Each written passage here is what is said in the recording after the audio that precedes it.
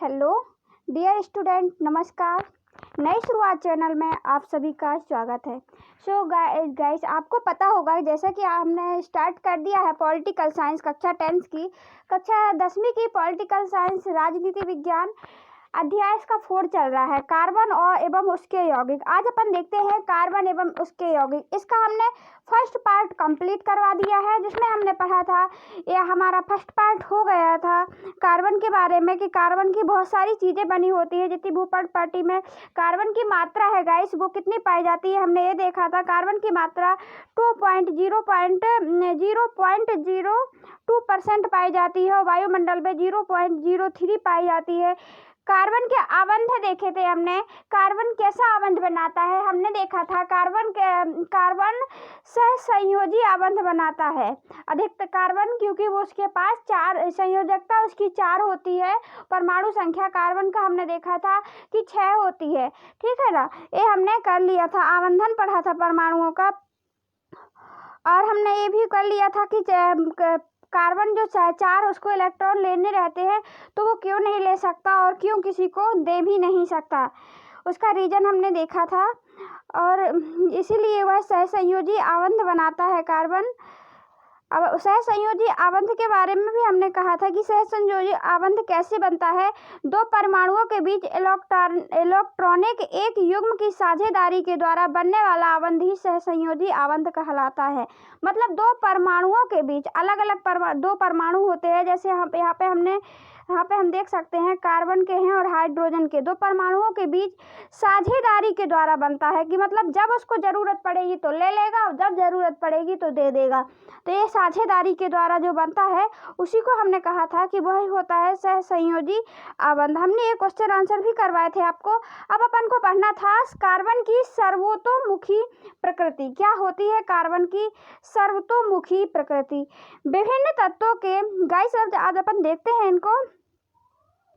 Carbon की सर्वतोमुखी मुखी प्रकृति। विभिन्न तत्वों के यौगिक में हमने इलेक्ट्रॉन की साझेदारी द्वारा सहसंयोजी आबंध का निर्माण किया था। हमने ये देखा था, आपने देखा होगा कि विभिन्न तत्व, अलग अलग तत्वों के यौगिक से हमने इलेक्ट्रॉन की साझेदारी द्वारा सहसंयोजी आबंध का निर्माण देखा था। इसी को जो कार्बन बनाता है। हमने सरल कार्बन यौगिक मीथेन की संरचना भी देखी। अध्याय के आरंभ में हमने देखा कि कितनी वस्तुएं पाया जाता, कितनी वस्तुओं में कार्बन पाया जाता है। वस्तुतः हम स्वयं भी कार्बन के यौगिक से बने हुए। हम देखते हैं कि कितने पहले के कपड़े हैं, हमने देखा था वायुमंडल में कितने % कार्बन पाया जाता है और कितने, जैसे 0.03% कार्बन वायुमंडल में पाया जाता है। और स्थल मंडल में हमने देखा था, मतलब कि ऊपर पट्टी पर जो कार्बन की मात्रा है तो वो कितनी है, 0.02% है। और कार्बन की वस्तुओं के बारे में अपन ने देखा था कौन कौन चीज़ में कार्बन पाया जाता है। जैसे कपड़े में पाया जाता है, कार्बन पाया जाता है, लकड़ी वगैरह होते हैं, कार्बनिक पदार्थ होते हैं। तो बहुत सी और विभिन्न यौगिकों के माध्यम से बना होता है। जैसे हमने देखा था सहसंयोजी आबंध बनाता है, विभिन्न परमाणुओं के द्वारा बनाता है। जैसे हाल ही में रसायन शास्त्री द्वारा सूत्र सहित ज्ञात कार्बन के यौगिक की गणना की गई थी, जो लगभग कई मिलियन की गई है। अन्य सभी तत्वों के यौगिक को एक साथ रखने पर भी इनकी संख्या उन सबसे कहीं अधिक है। ऐसा क्यों है? यह गुणधर्म केवल कार्बन में ही मिलता है, किसी तत्व में नहीं। सहसंयोजी आबंध प्रकृति के कारण कार्बन में बड़ी संख्या से यौगिक की क्षमता होती है। कार्बन में 2 कारक देखते हैं, इसके 2 कारक अपन देखते हैं। गुणधर्म के बारे में बताया गया है कि सहसंयोजी आबंध की प्रकृति के कारण कार्बन में बड़ी संख्या में यौगिक बनाने की क्षमता होती है, क्योंकि कार्बन क्या करता है गाइस, सहसंयोजी आबंध बनाता है। सहसंयोजी आबंध किसे कहते हैं, हमने बताया था कि 2 परमाणुओं के बीच साझेदारी के द्वारा जो बनाया जाता है आबंध, उसको ही हम सहसंयोजी आबंध कहा जाता है। जैसे कार्बन और हाइड्रोजन के बने होते हैं।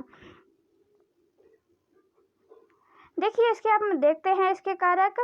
कार्बन के ही अन्य परमाणु के साथ आबंध बनाने की अद्वितीय क्षमता होती है।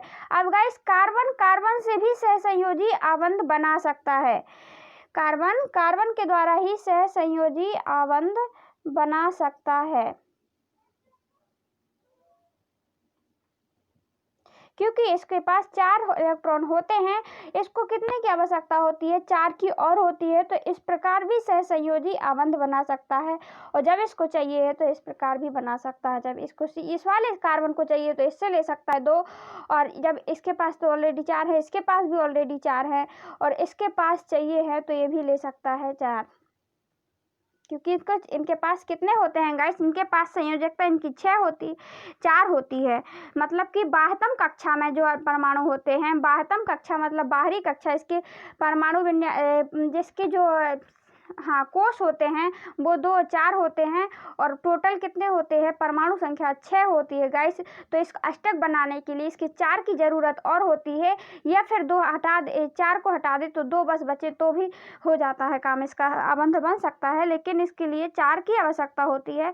तो ये क्या करता है? 4 दूसरे कार्बन से भी ले सकता है, आबंध बना सकता है। यौगिक में कहाँ पढ़े? इसमें जिसमें बड़ी संख्या में अणु बनते हैं, तो अद्वितीय क्षमता होती है कार्बन से अन्य कार्बन के साथ आबंध बनाने की अद्वितीय क्षमता होती है कार्बन में। इसमें बड़ी संख्या में अणु बनते हैं। इसे श्रृंखलन कहते हैं। मतलब एक ही परमाणुओं के द्वारा दूसरे एक ही अपने ही कोटि के परमाणु के द्वारा दूसरे कोटि परमाणु से आबंध बनाने की क्षमता को ही हम क्या कहते हैं गाइस? श्रृंखलन क्षमता कहते हैं। जैसे कार्बन के द्वारा कार्बन के यौगिक बनाना।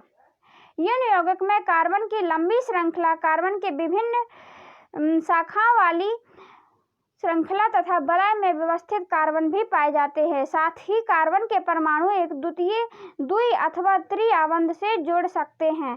कार्बन के परमाणुओं के बीच एक आबंध में जुड़े कार्बन को यौगिक को संतृप्त यौगिक कहते हैं, और त्रि आबंध वाले कार्बन यौगिक को असंतृप्त कहलाते हैं। कार्बन यौगिक की जिस सीमा तक श्रृंखलन का गुण पाया जाता है किसी और तत्व में नहीं मिलता है, सिलिकॉन हाइड्रोजन के साथ यौगिक बनाते हैं। गाइस इसमें क्या लिखा है कि जब कार्बन एक आबंध बनाता है या एक आबंध बनाता है तो उसे क्या कहते हैं? जब कार्बन परमाणुओं के बीच केवल एक आबंध से जुड़े कार्बन के यौगिक को संतृप्त कहते हैं। मतलब जो एक से जुड़ा रहता है, जैसे इसको हाइड्रोजन से कभी कभी आपने नोटिस किया होगा कि कार्बन है और हाइड्रोजन है, तो हाइड्रोजन की संख्या कितनी होती है गाइस? बाह्यतम कक्षा हो या पूरी में, उसमें 1 होती है, और इसकी बाह्यतम कक्षा में कार्बन की संख्या कितनी होती है? 4 होते हैं। इसके टोटल होते हैं 6, और इसको यदि चाहिए है तो अपन जैसे देखते हैं एकल आबंध बनाता है। इसमें 1 है इसके पास, तो इसके लिए 4 की जरूरत है कार्बन को, तो इसमें H से 4 1 2 3 और 1 4, तो एक इससे बनाएगा, जैसे ए इससे बना लेगा, एक से एकल आबंध बनाता है। एकल आबंध बनाने को ही क्या कहते हैं गाइस? इसको कहा जाता है संतृप्त यौगिक। और जब द्वि आबंध बनाते हैं तो उसको कहा जाता है कार्बन के परमाणु जब द्वि आबंध बनाते हैं उसको कहा जाता है गाइस असंतृप्त यौगिक। असंतृप्त यौगिक कहलाते हैं। कार्बन के यौगिक जिस सीमा का श्रृंखलन का गुण पाया जाता है किसी तत्व में नहीं मिलता है, सिलिकॉन हाइड्रोजन के साथ यौगिक बनाते हैं, जिनमें 7-8 परमाणुओं तक श्रृंखला हो सकती है। मतलब ऐसे करके श्रृंखलन का गुण बनाते हैं। अति अभिक्रियाशील होते हैं। कार्बन के आबंध अत्यधिक प्रबल होते हैं, अतः यह स्थायी होते हैं। फलस्वरूप अनेक कार्बन परमाणुओं के साथ आपस में जुड़े हुए अनेक यौगिक प्राप्त होते हैं। गाइस इसमें क्या लिखा हुआ है? जब श्रृंखलन प्रक्रिया में कार्बन से कार्बन जुड़ता है, क्या होता है? कार्बन से कार्बन के यौगिक जुड़ जाते हैं, तो उसमें जो यौगिक बनता है वो अधिक क्या होता है? अत्यधिक आपस में जुड़े होते हैं कार्बन के परमाणु, तो फलस्वरूप कार्बन के साथ तो वो स्थायी और प्रबल होते हैं। क्या होते हैं? वो अत्यधिक, क्योंकि वो कार्बन के हैं, और कोई और दूसरे का होता है जैसे हाइड्रोजन का है तो उतना प्रबलशील नहीं होगा क्योंकि ये दूसरा मिल गया है। क्या होते हैं ना, जब घर घर के लोग होते हैं तो वहाँ पे ज़्यादा एकता होती है कि नहीं है। घर के मेंबर दीदी हैं, मम्मी हैं, पापा हैं, और इनको यदि कोई बोलता है तो आग दूसरे को भी लग जाती है गाइड्स। यदि कोई आके किसी को भी एक को गाली देने लगता है तो अपन देखते हैं कि क्या अपने भाई बहन को भी प्रॉब्लम होती है और अपने भाई बहन भी साथ में लड़ जाते हैं, फाइट करने लगते हैं गाइस। और यदि अपन देखते हैं यहाँ पे यदि कोई दूसरा अपने घर में बैठा हुआ है और कोई और आके लड़ाई करने लगता है तो दूसरे को उतना मतलब नहीं रहता है। हाँ, कभी कभी साथ दे दे कोई, पर उतना नहीं देता है। इसी प्रकार इनका एकता बहुत होती है। कार्बन के आबंध अत्यधिक प्रबल होते हैं और वो क्या होते हैं गाइस, स्थायी होते हैं। देखिए क्या लिखा है, चूंकि कार्बन की संयोजकता 4 होती है तो इसमें कार्बन के 4 अन्य परमाणुओं अथवा कुछ अन्य एक संयोजकता तत्वों के परमाणुओं के साथ आबंधन करने की क्षमता होती है। Oxygen, hydrogen, nitrogen, sulphur, chlorine अनेक तत्वों के साथ कार्बन यौगिक बनाते हैं। हम देखते हैं गाइस कि कार्बन के पास जो संयोजकता होती है उसके पास कितनी होती है, 4 होती है। और टोटल परमाणु संख्या गाइस कितनी होती है कार्बन की, 6 होती है। ये हम पहली वीडियो से ही बताते आ रहे हैं आपको। और जब ये कार्बन है वो किस किस से संयोजकता बना सकता है, मतलब आबंधन कर सकता है, सहसंयोजी आबंध बना सकता है। वो ऑक्सीजन के साथ भी बना सकता है, हाइड्रोजन के साथ भी हमने देखा था बना सकता है, नाइट्रोजन, सल्फर, क्लोरीन दूसरे तत्वों से भी बना सकता है। फलस्वरूप ऐसे विशेष गुण वाले यौगिक बनते हैं जो अणु में कार्बन के अतिरिक्त उपस्थित तत्व पर निर्भर करते हैं।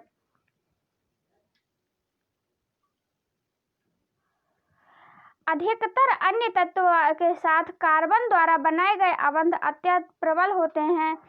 अन्य तत्वों के साथ कार्बन द्वारा बनाए गए आबंध अत्यंत प्रबल होते हैं, जिसके फलस्वरूप यौगिक अतिशय रूप में स्थायी होते हैं। कार्बन के द्वारा जो अधिकतर जो क्या होते हैं, पूरे तो नहीं पर अधिकतर क्या होते हैं, जो कार्बन के द्वारा आबंध बनाए जाते हैं दूसरे तत्वों के साथ, वो भी क्या होते हैं, अत्यधिक प्रबल होते हैं, जिसके फलस्वरूप यौगिक अतिशय रूप में स्थायी होते हैं। कार्बन द्वारा प्रबल आबंधों का निर्माण एक कारण इसका छोटा आकार भी है, जिसके कारण इलेक्ट्रॉन के सहभागी युग्म को नाभिक मजबूती से पकड़े रहता है और बड़े परमाणु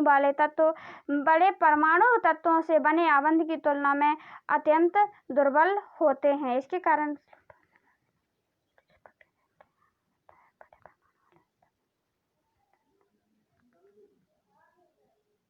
गाइस, तो इसमें क्या बताया गया है कि जो कार्बन से आबंध बनते हैं अन्य तत्वों से भी, तो वो अधिकतर कैसे होते हैं गाइस, वो प्रबल होते हैं। ऐसा क्यों? क्योंकि हम देखते हैं कार्बन की संयोजकता कितनी है, 4 है, ये छोटा है। और यदि इससे बड़े आ जाते हैं, जैसे हम देखते हैं, सॉरी गाइस H तो होगा नहीं, जैसे हम देखते हैं ऑक्सीजन की परमाणु संख्या कितनी होती है, 8 होती है। और इसकी संयोजकता कितनी होती है गाइस, इसकी संयोजकता 2 और 6 होती है, मतलब कि इससे बड़ा है ऑक्सीजन। और इसके कम परमाणु संख्या होने के कारण इसको ये ऑक्सीजन आसानी से, आराम से, अच्छे से पकड़े रहता है। और जब किसी मजबूती से पकड़े रहता है, नाभिकों के मजबूती से पकड़े रहता है, बड़े परमाणु वाले तत्वों की तुलना में अत्यंत दुर्बल होते हैं इसकी तुलना में।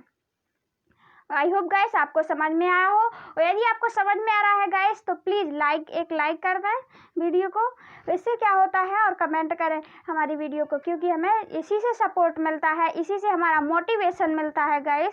एक लाइक ही तो करना है, आपका एक लाइक हमारे लिए बहुत सपोर्ट करता है कि हाँ, हम कुछ वीडियो डाल रहे हैं जो लोगों को काम देती हैं। ये नहीं है कि हम फालतू कोई वीडियो बना रहे हैं। देखिए, कार्बन में पाए जाने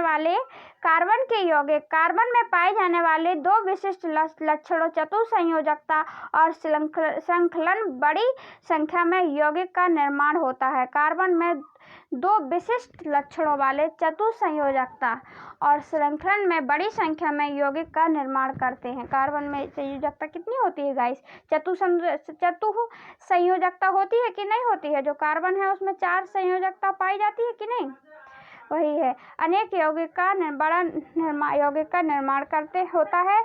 अनेक यौगिक के कार्बनिक, अकार्बनिक परमाणु तथा परमाणुओं के समूह में विभिन्न कार्बन श्रृंखलाओं से जुड़े होते हैं। मूल रूप से यौगिक की प्रकृति के पदार्थों में प्राप्त किया गया था तथा यह समझा गया था कि कार्बन के यौगिक कार्बनिक यौगिक केवल सजीवों में ही निर्मित हो सकते हैं, अर्थात यह माना गया कि उनके विश्लेषण के लिए एक जीवन शक्ति की आवश्यकता होती थी। 1928 में फ्रेडरिक वोलर ने अमोनिया साइनेट से यूरिया बनाकर इसे असत्य प्रमाणित किया, लेकिन कार्बाइड, कार्बोनेट, बाइकार्बोनेट लवणों के अतिरिक्त सभी कार्बन यौगिक अध्ययन अभी भी कार्बनिक रसायन के अंतर्गत होता है। क्या होता था, पहले जो लोग समझते थे कि कार्बन में जीवन शक्ति होती है, संश्लेषण करने पर उन्हें सजीवों में ही निर्मित होता है,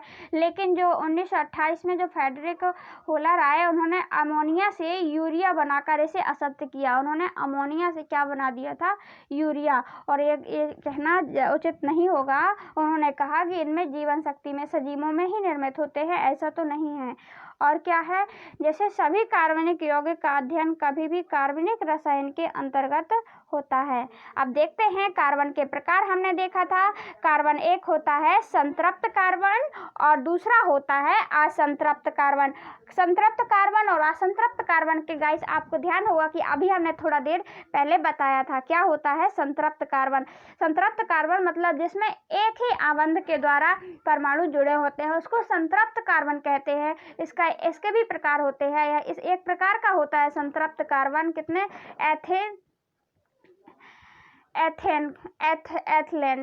एथिलीन प्रकार का होता है। असंतृप्त कार्बन दो प्रकार के होते हैं, एक होता है एथिलीन और एक होता है एथाइन।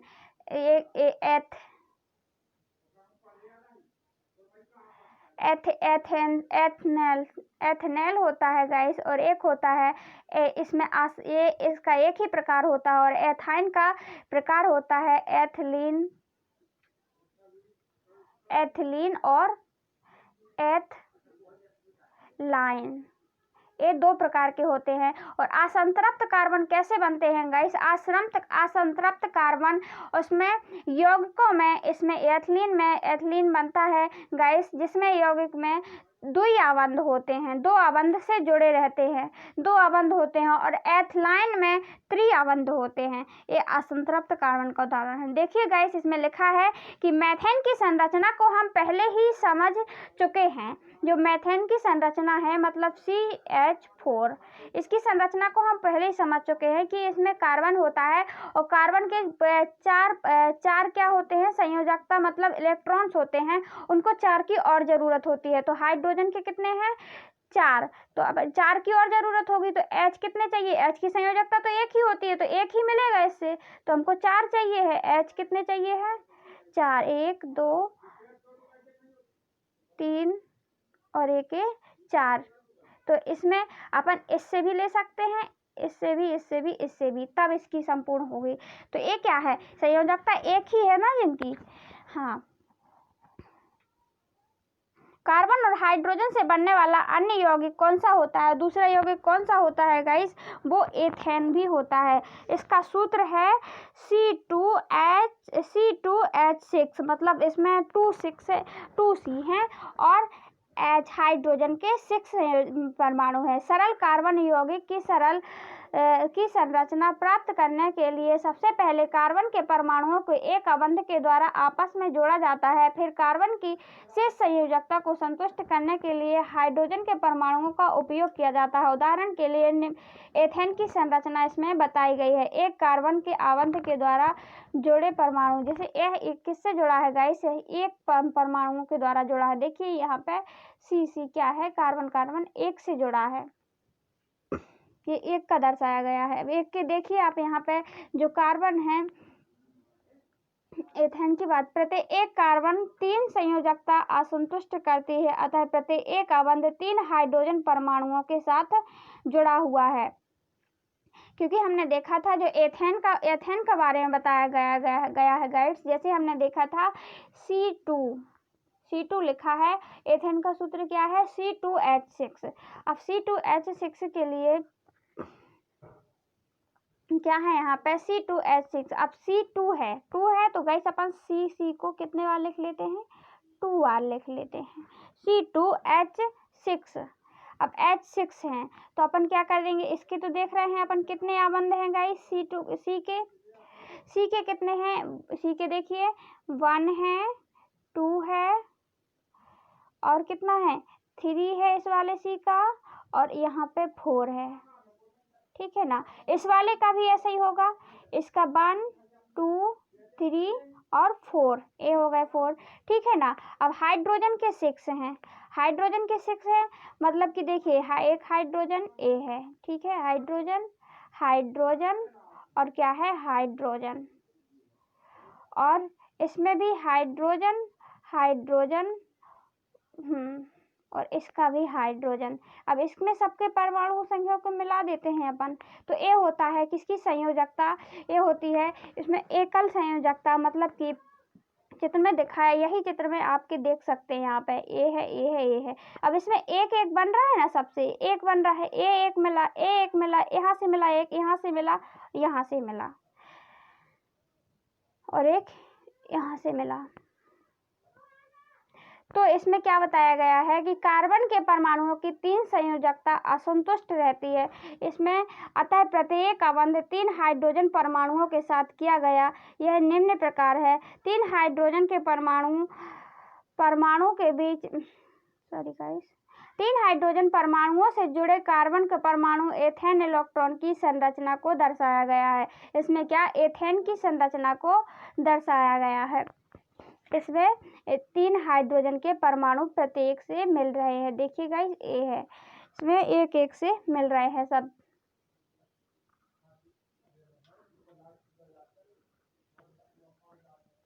अब इसको बताया गया है, क्या आप इसी प्रकार प्रोपेन की संरचना को चित्रित कर सकते हैं।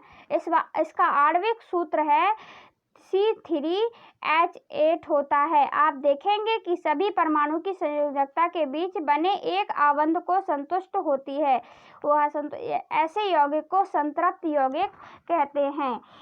सामान्यतः ये यौगिक अधिक अभिक्रियाशील नहीं होते हैं। अब अपन को देखना है C3 का और H8 का, अब अपन को कैसे, और इसमें देखेंगे इसकी संयोजकता, प्रत्येक संयोजकता क्या होती है गाइस, संतुष्ट होती है।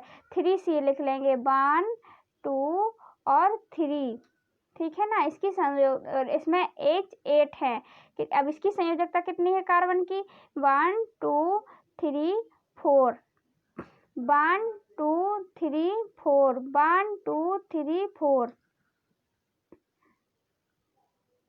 देखिए गाइस अपन ने यहाँ पे देखा था कि कितनी है संयोजकता, 3 है, C3 है और H8 है।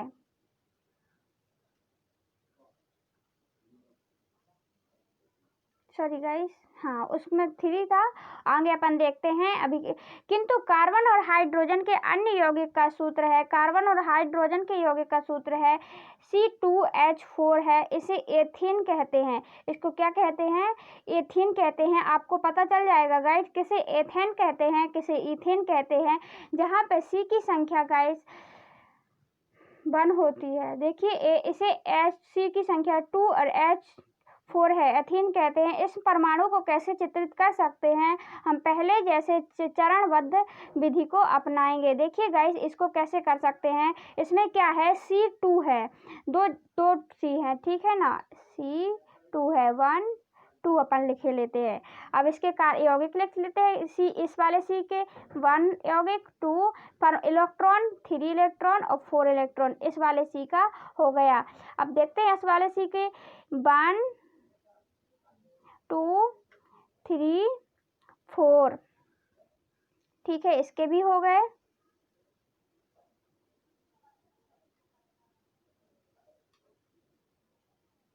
अब इसमें H4 लिखा है गाइस, तो अपन कैसे लिखेंगे, देखिए आप यही लिखा है इसमें C2, आगे अपन ने 2 C लिख लिए। अब H4 लिखा है तो एक आबंध अपन यहाँ पे एक 4 लिखना है क्योंकि अपन को, तो 2 2 लिख देंगे, एक यहाँ पे मिल जाएगा, एक ये है, ये C का है और एक यहाँ का है, और H A है, इसका आबंध A है, और H A है, इसका आबंध A है, H A है मतलब इसका आबंध A है। अब ये कैसे मिलेंगे, A इससे मिल जाएगा और ए इससे मिल जाएगा, ए वाला इससे मिल जाएगा, ए वाला इससे मिल जाएगा। यही बनाया गया है। ये किसकी संरचना बन जाएगी गाइस? C2H4 की संरचना बन जाएगी। देखिए C2 है और H4 दोनों आबंध एकल आबंध से मिले हुए हैं। हम देखते हैं कि प्रति कार्बन एक संयोजकता असंतुष्ट करती है, प्रत्येक कार्बन असंतुष्ट करती है। इसको तभी संतुष्ट किया जाता है जब दो कार्बन के बीच द्वि आबंध हो। इसमें हम निम्न प्रकार भी कर सकते हैं। तो अब हमने देखा यहाँ पे इसकी संयोजकता संतुष्ट हो रही थी क्या? इसको कार्बन को कितने चाहिए थे? एक कार्बन को चाहिए होते हैं 4 परमाणु संख्या इलेक्ट्रॉन चाहिए होते हैं। ये हो रहे हैं कितने? इसके 1 2 3 4 5 नहीं हो रहे हैं गाइस, इसमें ओनली 6 हो रहे हैं, क्योंकि कार्बन के ही एक के कितने चाहिए हैं? 8 चाहिए हैं। जिसमें कि देखें, हमने देखा ये वाले सी के, ओनली ये वाले सी के देखेंगे अपन तो कितने होंगे? 1 2 3 4 और 2 यहाँ पे ले लिया, एक इसका और एक इसका, कितने हो गए? 6 हुए। 6 ही तो हुए। और एक इसका ले लेंगे, यदि अपन इसका भी लेते हैं, एक तो 6 होते हैं। तो क्या ये असंतुष्ट होती है?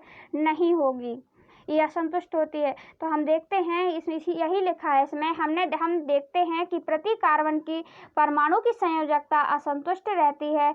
इसको तभी संतुष्ट किया जा सकता है जब कार्बन के बीच द्वि आबंध होता है। जब 2 आबंध होगा तभी इसको संतुष्ट किया जा सकेगा। जैसे यहाँ पे लिखे हुए हैं, आप देख सकते हैं जो कार्बन के द्वि आबंध कैसा बनता है। जैसे C है और क्या है यहाँ पे? C है, ठीक है ना। HC2 था तो 1 2 3 4 ये इसके हैं, इसके 1 2 3 4 ये हो गए, ठीक है ना गाइस, आप देख सकते हैं। अब दोनों के लिए अपन देख रहे हैं हाइड्रोजन का 1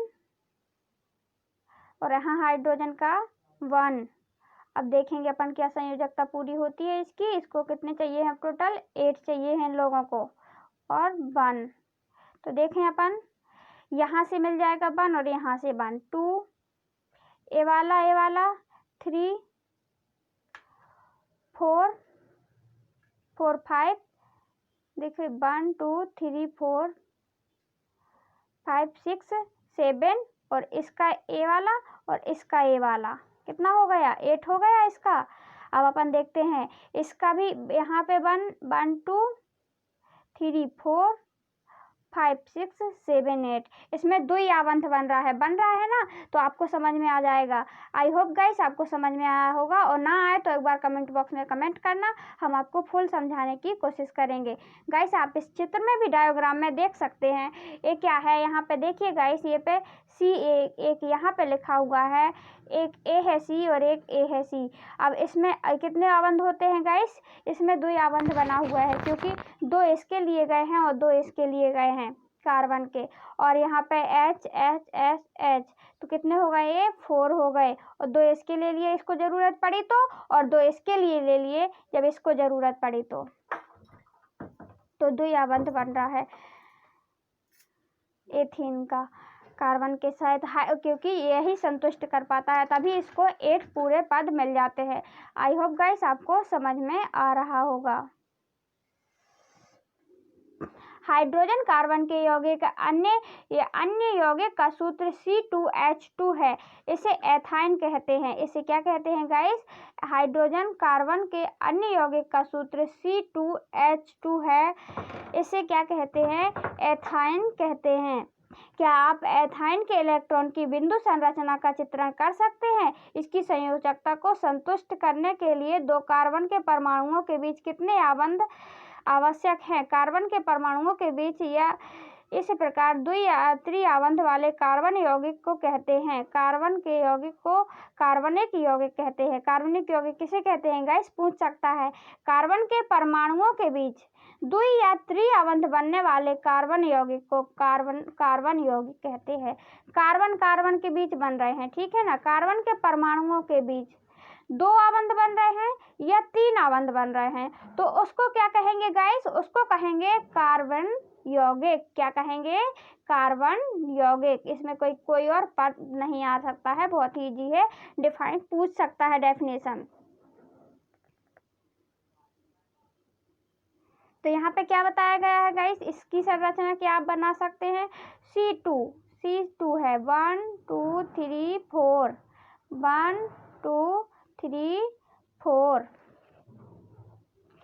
और H2 है H1 यहाँ का 1 और ये H यहाँ पे ले लेंगे अपन।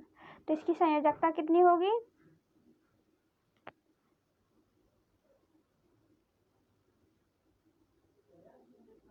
क्या संतुष्ट कर पाएंगे अपन, देखिए इसके 4 है और ये हो गए 5, कितने हो गए 1 2 3 4 5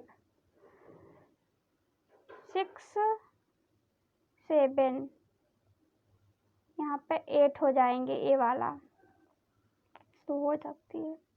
देखिए श्रृंखलन, अब हम आई होप गाइस आपको समझ में आया होगा। एथाइन किसे कहते हैं, जिसमें मतलब कि एथाइन है किसे कहते हैं, जिसमें संयोजकता कितनी होती है गाइस, उसमें 3 होती है। 3 संयोजकता वाले कार्बन यौगिक को ही हम क्या कहते हैं, एथाइन कहते हैं। एथाइन मीन्स होता है, क्या होता है गाइस, असंतृप्त यौगिक।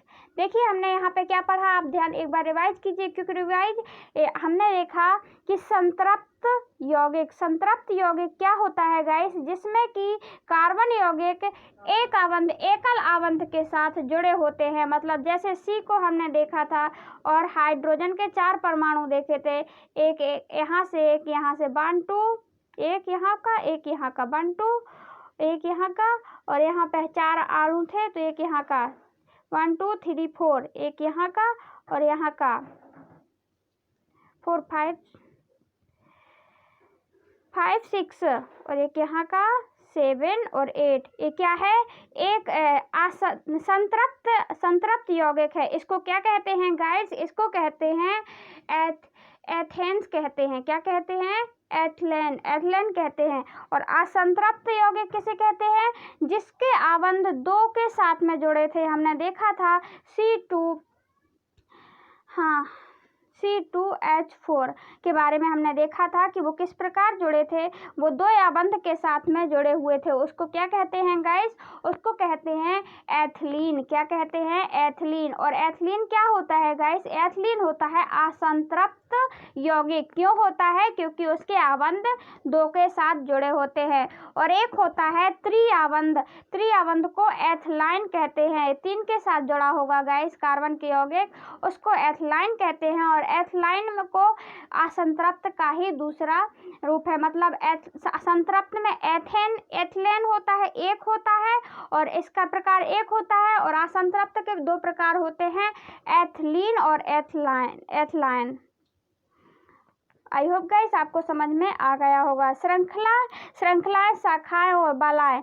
पिछले खंडों में हमने क्रमशः 1 2 3 कार्बन के परमाणु वाले यौगिक को मेथेन, एथेन, प्रोपेन की चर्चा की थी। कार्बन परमाणुओं की इस प्रकार की श्रृंखला में 10 कार्बन परमाणु हो सकते हैं। इसमें 6 के नाम की संरचना का वर्णन कर दिया गया है कार्बन के हाइड्रोजन परमाणुओं के बीच में। देखिए गाइस इसमें क्या है,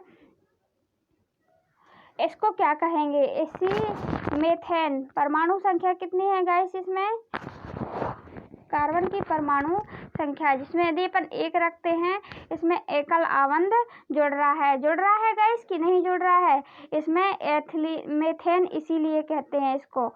और देखते हैं C2, इसको क्या कहेंगे, एथेन कहेंगे।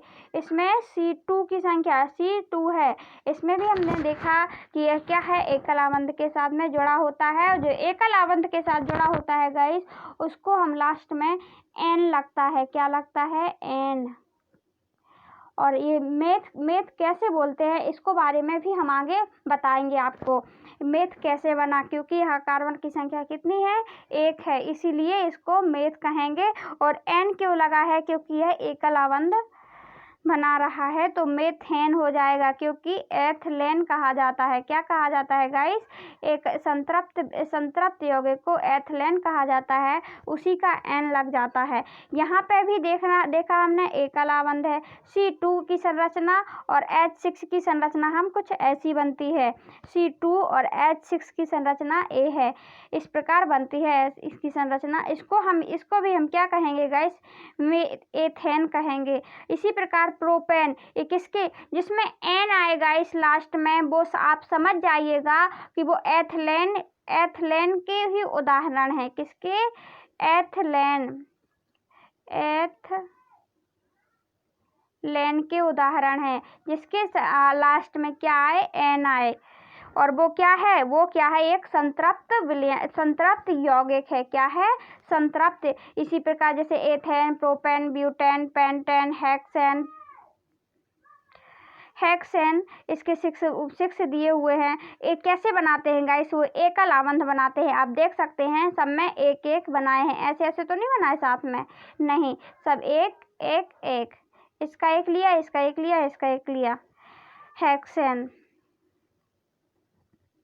किंतु आइए हम ब्यूटेन पर पुनर्विचार करेंगे। अब ब्यूटेन कौन से नंबर में आता है जिसमें परमाणु संख्या कितनी होती है गाइस? 4 होती है। ध्यान रखना कार्बन के।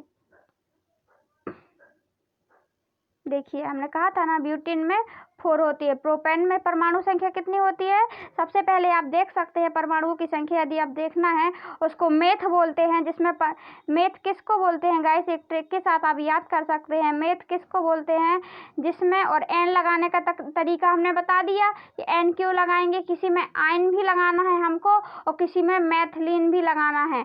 जिसमें मेथ लगाना है उसकी परमाणु संख्या देखिए, यहाँ पे सी की परमाणु संख्या कोई नहीं है, वो 1 है। क्या है?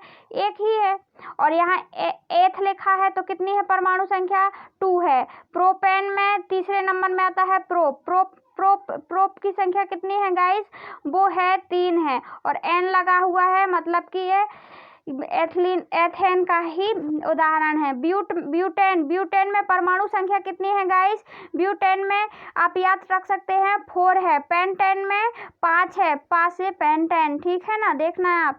और क्या है फिर? हेक्सेन में आती है परमाणु संख्या कार्बन की 6, और जिसमें भी 6 आती है उसके हेक्स लग जाता है। आप इसे याद रख सकते हैं, आप 3 या 2 करके याद, जैसे आपको डायरेक्टली याद हो जाएगा। ये 4 तो हो ही जाएंगे। मेथ, एथ, प्रोप, ब्यूट। मेथ, एथ, प्रोप, ब्यूट। प्रपोज किया ब्यूटी करके, आप ध्यान सकते हैं आगे प्रोप आएगा फिर ब्यूटी आएगा। तो प्रोप में 4 आएगा परमाणु संख्या, और वो एकल आबंध बनता है। इसमें एकल आबंध बनता है तो आप समझ जाना, एकल आबंध बनाए तो आप समझ जाना वो एथेन के ही संतृप्त विलयन हैं। किंतु आइए हम ब्यूटेन के बारे में पुनर्विचार करते हैं।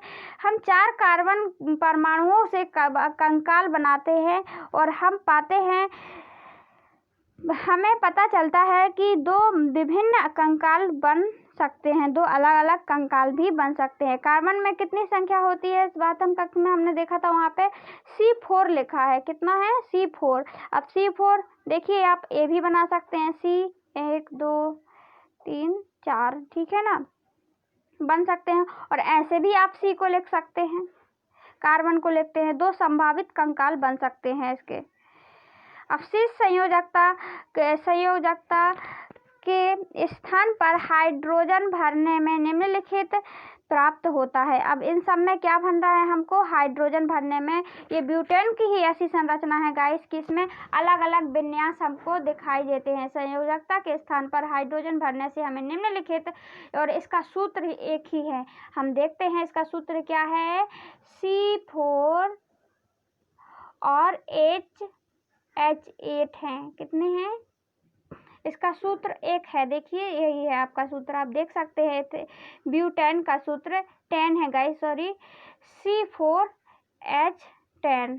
इसका सूत्र एक संरचना ऐसी भी बन सकती है, और एक सा सूत्र है जिसमें इसकी संरचना अलग अलग पाई जाती है। मतलब C4 और H10 है, H कितने हैं गाइस? 10 है। C4H10, C4 अब देखिए आप ऐसे भी लिख सकते हैं, ये 4C है और H 10 है, ऐसी संरचना बन गई। और इसकी संरचना भी हम देख सकते हैं, इसकी ऐसी संरचना भी बन सकती है, अलग अलग संरचना बनती है, सूत्र सेम है और इसका जो नाम है वो भी अलग चेंज हो जाएगा, आप ध्यान रखना। हम देखते हैं क्या लिखा है, हम देखते हैं कि इन दोनों की संरचनाओं का सूत्र C4H10 है और समान आणविक सूत्र लेकिन विभिन्न संरचनाओं वाले ऐसे यौगिक को संरचनात्मक समावयन कहते हैं। संरचनात्मक समावयन किसे कहते हैं गाइस? तो आप ध्यान रखना कि एक ही सूत्र वाले, समान सूत्र वाले, विभिन्न संरचनाओं वाले ऐसे यौगिक को संरचनात्मक समावयन कहते हैं। मतलब समान आणविक सूत्र वाले, विभिन्न संरचनाओं वाले ऐसे यौगिक को, देखिए समान सूत्र और विभिन्न संरचना, विभिन्न मतलब अलग अलग संरचनाओं को समावयन कहते हैं। आई होप गाइस आपको डेफिनेशन याद हो गई होगी। सीधी शाखाओं वाले कार्बन श्रृंखलाओं के अतिरिक्त कुछ यौगिक में कार्बन के परमाणु वलय आकर व्यवस्थित होते हैं, जैसे साइक्लोहेक्सेन का सूत्र है। साइक्लोहेक्सेन की संरचना कैसी है? इसमें C6 हैं, कितने हैं गाइस? C6 और H12 हैं। अब इसकी संरचना को भी हम देखते हैं। C6 देखिए यहाँ पे भी C6 है 6 नहीं है, और H12 है, तो इसकी संरचना को बीच भी अपन देख सकते हैं इसकी संरचना कैसी बनी हुई है। ये साइक्लोहेक्सेन की संरचना है, कार्बन का संपूर्ण अणु विन्यास देख सकते हैं आप, इसमें पूरा संरचना ऐसी है, क्योंकि देखिए C6 बनाना है अपन को, ये एक दूसरे से क्या है? जुड़े हुए हैं, कनेक्टिंग है, ठीक है ना। क्या आप साइक्लोहेक्सेन इलेक्ट्रॉन की संरचना को आप को चित्रित कर सकते हैं? सीधी श्रृंखला तथा चक्रीय कार्बन यौगिक के सभी संतृप्त तथा असंतृप्त यौगिक कहते हैं। साइक्लोहेक्सेन की इलेक्ट्रॉन संरचना को सीधी श्रृंखला तथा शाखित श्रृंखला के चक्रीय कार्बन को सभी संतृप्त तथा असंतृप्त यौगिक कहते हैं। इनको संतृप्त और असंतृप्त यौगिक भी कहते हैं। देखिए आप जैसे अब यहाँ पे आप देख सकते हैं C6 और H12 है गाइस, आप इस पे ध्यान देना, ठीक है ना। इसमें सभी एक एक से जुड़े हुए हैं। देखिए यहाँ पे C है और C है, अब इससे H जुड़ा है, H जुड़ा है और H जुड़ा है, एक इससे जुड़ा है, एक इससे जुड़ा है, एक इससे जुड़ा है, इससे जुड़ा है, फिर इससे जुड़ा है, फिर इससे जुड़ा है, इससे, मतलब ऐसे बन रहा है ना, ध्यान देना है आप कैसे बन रहा है। H C किससे? इससे भी, इससे भी, यहाँ इससे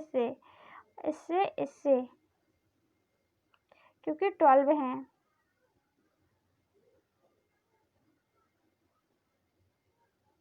ऐसे जुड़े हुए हैं C से।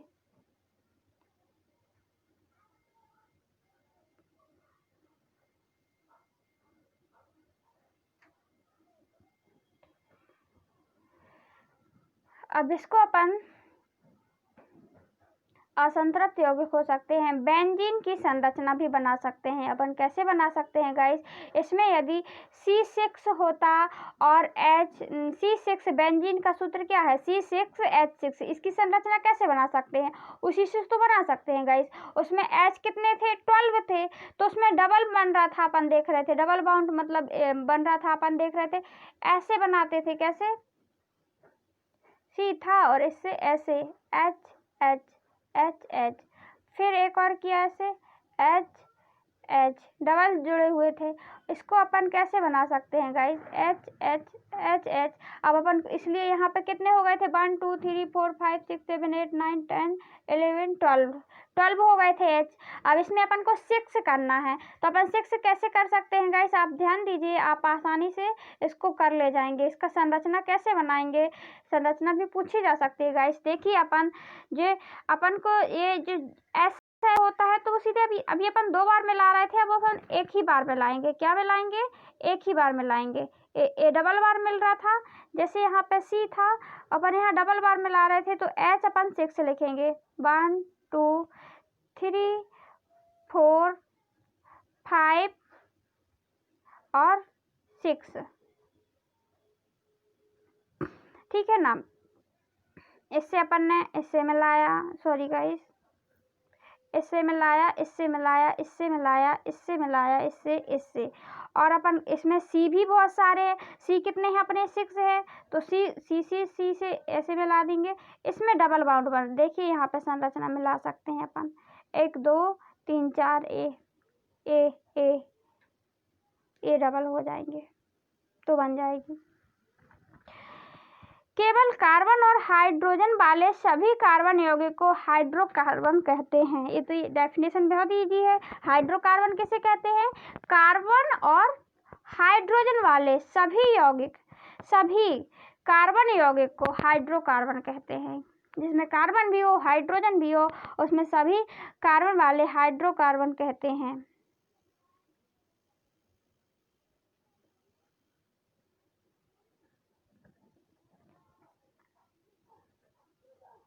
इनमें से संतृप्त हाइड्रोकार्बन एल्केन कहलाते हैं। हमने बताया था ना आपको, जिसमें एल्केन किसे कहते हैं? इस संतृप्त वाले का ही एक प्रकार है। इनमें से संतृप्त हाइड्रोकार्बन को एल्केन कहते हैं और असंतृप्त हाइड्रोकार्बन इनमें से अधिक दोहरे आबंध होते हैं, इसको एल्कीन कहते हैं। जिसमें दोहरे आबंध होते हैं, जिसमें त्रि आबंध होते हैं, उसको एल्काइन कहते हैं। गाइस हम आपको ये पहले ही बात बता चुके हैं। देखिए जिसमें हमने देखा था कि हाइड्रोकार्बन को हम दो हाइड्रोकार्बन एक संतृप्त होता है, एक असंतृप्त कहते हैं। जिसमें कार्बन और हाइड्रोजन के परमाणु मिले होते हैं, उसको हाइड्रोकार्बन कहते हैं। अब हाइड्रोकार्बन के यौगिक 2 प्रकार के होते हैं। एक होता है गाइस क्या? संतृप्त। एक होता है संतृप्त और एक होता है असंतृप्त। क्या होता है? असंतृप्त। अब असंतृप्त कितने प्रकार का होता है गाइस? वो एक ही प्रकार का होता है। कौन से? एल्केन प्रकार का, एल्केन।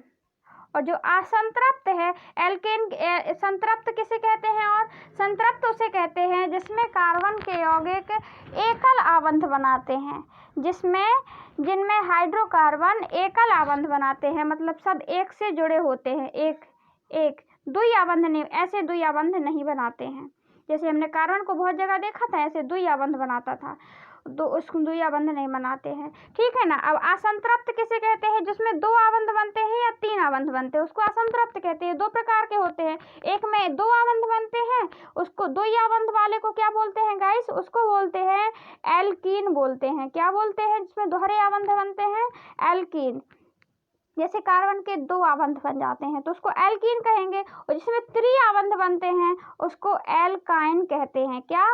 एल्काइन कहते हैं। एल्काइन में त्रि आबंध बने, 1 2 3 त्रि आबंध बनेंगे सी के। आई होप गाइस आपको समझ में आ रहा होगा।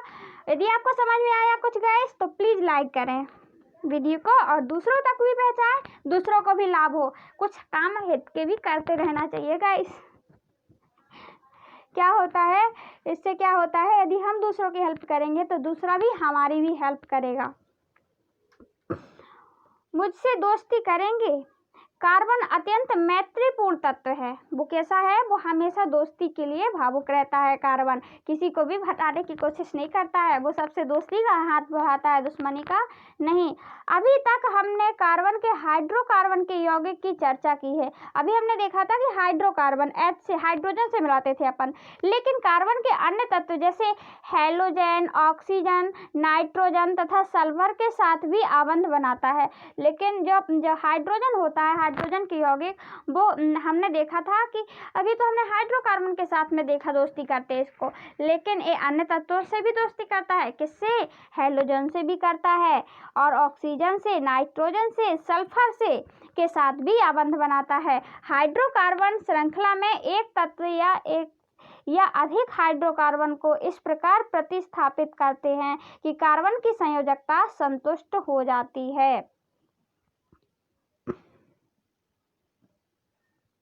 अब देखते हैं यहाँ पर यौगिक के हाइड्रोकार्बन को प्रतिस्थापित करने वाले तत्वों को विषम परमाणु कहते हैं। यौगिक में हाइड्रोकार्बन को प्रतिस्थापित करने वाले तत्व को जो यौगिक में हाइड्रोकार्बन को प्रतिस्थापित करता है उसे विषम परमाणु कहते हैं।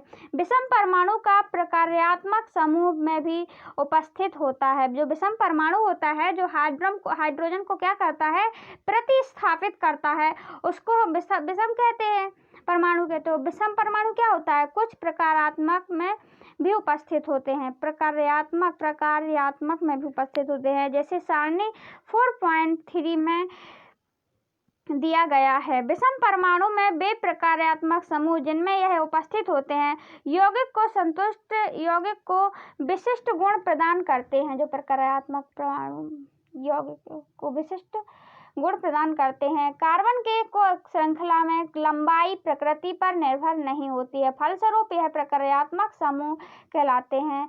प्रकार्यात्मक समूह दिए गए हैं। एकल रेखा के द्वारा समूह को मुक्त संयोजकता अथवा संयोजकताएं दर्शाई गई हैं। हाइड्रोजन के एक या अधिक परमाणुओं को प्रतिस्थापित करके इस संयोजकता के द्वारा प्रकार्यात्मक समूह कार्बन की श्रृंखला से जुड़े होते हैं। जो प्रकार्यात्मक समूह होते हैं वो क्या करते हैं गाइस, हमने देखा कि हाइड्रोजन के परमाणुओं को प्रतिस्थापित करते हैं और के समूह को कार्बन श्रृंखला से जोड़ते हैं, संयोजकता के द्वारा कार्बन श्रृंखला से जोड़ते हैं। जैसे विषम परमाणु क्या होते हैं, कार्बन के यौगिक देखिए अपन विषम परमाणु कौन से हैं, जैसे क्लोराइड है, ब्रोमीड है, ऑक्सीजन है। यौगिक के प्रकार हैं जैसे हेलो और एल्केन। एल्केन हमने भी पढ़ा था। एल्केन किसका रूप है गाइस, एल्केन है वो कौन से यौगिक का साथ में आता है, वो है एक संतृप्त यौगिक, ठीक है ना। और हेलो के लास्ट में हम देखेंगे कि क्लोरो या ब्रोमोन लगा रहता है। प्रकारात्मक समूह का फार्मूला Cl होगा या Br होगा, ब्रोमाइड होगा या क्लोरो होगा, आगे लगा होता है। ये हाइड्रोजन परमाणुओं को प्रतिस्थापित करता है। इसी प्रकार ऑक्सीजन में हम देखते हैं एल्कोहल लगा रहता है, OH लगा रहता है। ऑक्सीजन के परमाणु ये क्या करते हैं, प्रतिस्थापित करते हैं, प्रकार्यात्मक प्रकार के परमाणु के यौगिक बनाते हैं। जैसे जिसके लास्ट में OH लगा होगा गाइस उसको एल्कोहल कहते हैं। इसी प्रकार एल्डिहाइड में क्या होता है, HCO लगा रहता है। इसमें HC के एक परमाणु मिले होते हैं और O से ऑक्सीजन से 2 होते हैं, ठीक है ना। ए लगा हो तो आप समझ जाना एल्डिहाइड है। और इसी प्रकार कीटोन होता है। कीटोन में क्या होता है, CO होता है। CO लगा होगा आपके सूत्र में तो आप समझ जाना कीटोन है। कार्बोक्सिलिक अम्ल में हम देखेंगे, उसमें पाएंगे कि COH पाएंगे, OCOH हमको अधिकतर देखने को मिलता है। अब गाइस आगे देखते हैं समजातीय श्रेणियां क्या कहलाती हैं, किसे कहते हैं समजातीय श्रेणियां। समजातीय श्रेणी, आपने देखा कि कार्बन के परमाणु को आपस में जोड़कर विभिन्न लंबाई बनाई जा सकती है। लंबाई आपस में जोड़कर ऐसे लंबाई बनाई जा सकती है, श्रृंखला बनाई जा सकती है। ये श्रृंखलाएं शाखित भी हो सकती हैं तथा इन कार्बन श्रृंखलाओं को स्थिति हाइड्रोजन तथा परमाणुओं को उपरोक्त किसी भी प्रकारात्मक समूह में प्रतिस्थापित किया जा सकता है। एल्कोहल और प्रकारात्मक समूह की उपस्थिति कार्बन के यौगिक के गुण धर्म को तय करती है। जो एल्कोहल होती है या प्रकारात्मक समूह की उपस्थिति यदि हो जाती है जो सूत्रों में, तो उसी के द्वारा वो कार्बन के गुण धर्म मतलब कि उसका कार्य करने का तरीका उसी से तय होता है। कार्बन श्रृंखला की लंबाई कुछ भी हो जैसे कि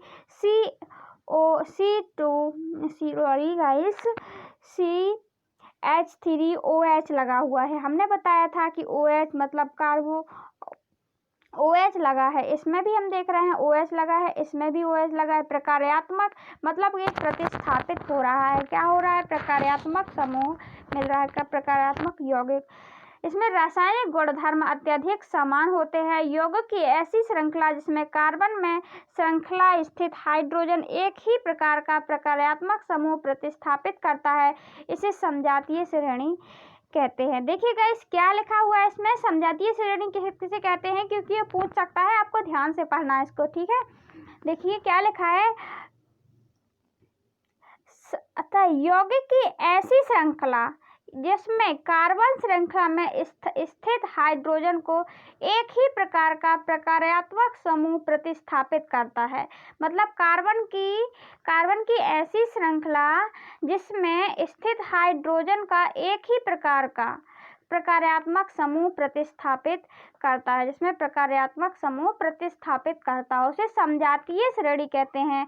जैसे यहाँ पे हम देख सकते हैं एक ही प्रकार का क्या कर रहा है, प्रकार्यात्मक समूह प्रतिस्थापित कर रहा है हाइड्रोजन के अणु को। जैसे CH4, अब हाइड्रोजन है कि नहीं है, C2, इसमें CH2 इकाई का अंतर है, यहाँ पे C2, H8, इसमें C2 इकाई का एक इकाई का अंतर हमको दिखाई देता है इसमें, क्योंकि देखा हमने C में 1 है और H में 2 है, C में 1 है, H में 2 है, एक ही प्रकार का अंतर हमें प्रतिस्थापित करते हुए दिखाई देता है। H को डबल बार प्रतिस्थापित हो रहा है।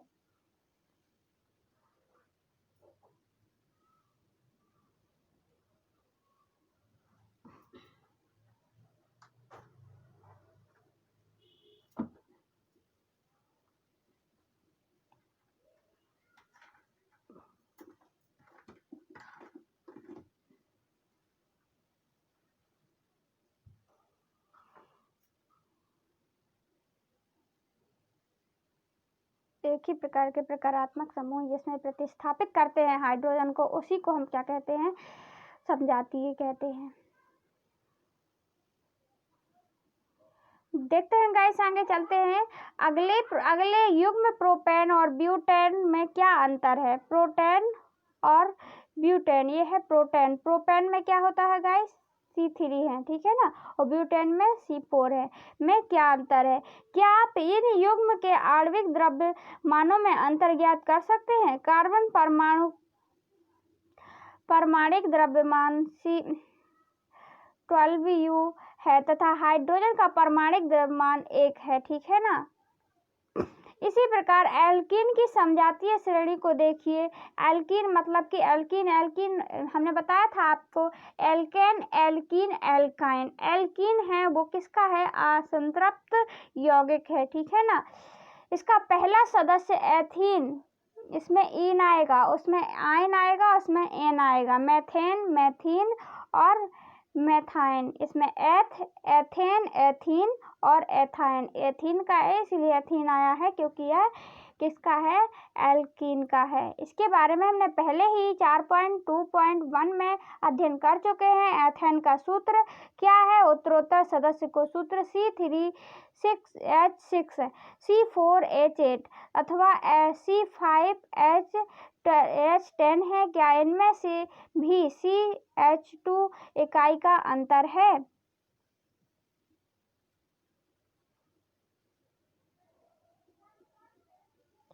क्या आपको इन यौगिक में कार्बन तथा हाइड्रोजन के परमाणुओं की संख्या के बीच कोई संबंध प्रतीत होता है, दिखाई देता है। प्रतीत देखिए आप, इसमें H2 जो एथीन होते हैं, H2 घटा दिया गया है इसमें 2 को, और एथाइन में, इसके बारे में हम आपको अलग से अच्छे से बताने की कोशिश करते हैं गाइस। इसमें यदि आप अभी अपन इसको पढ़े लेते हैं, फिर आराम से अच्छे से बताते हैं।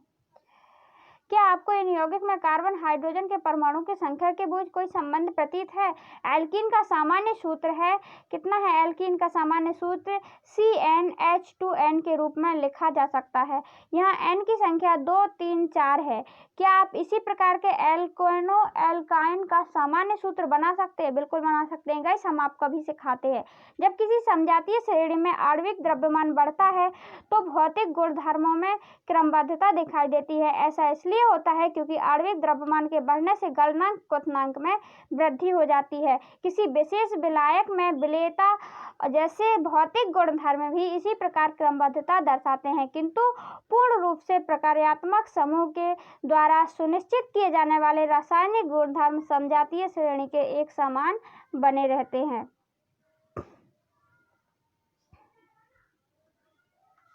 गैस इसकी अपन श्रेणी बनाते हैं, जो एल्कीन, एल्केन और एल्काइन, ये कैसे अपन इसको सूत्र को निकाल सकते हैं।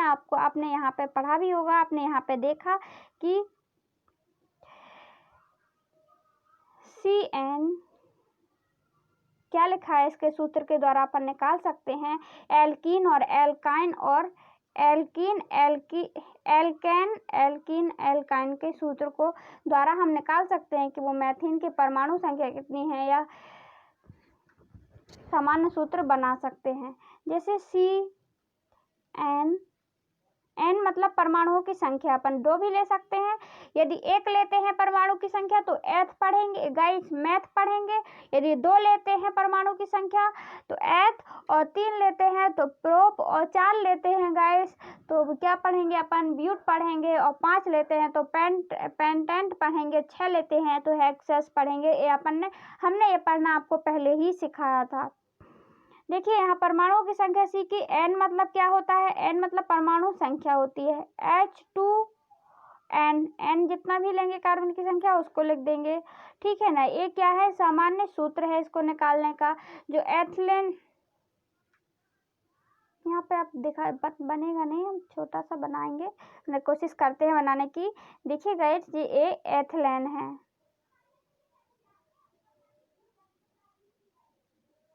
एल्केन है, सॉरी एल्केनो है, ठीक है ना। एल का लिखना है, एल्केनो, सॉरी अच्छे से लिख दें हम।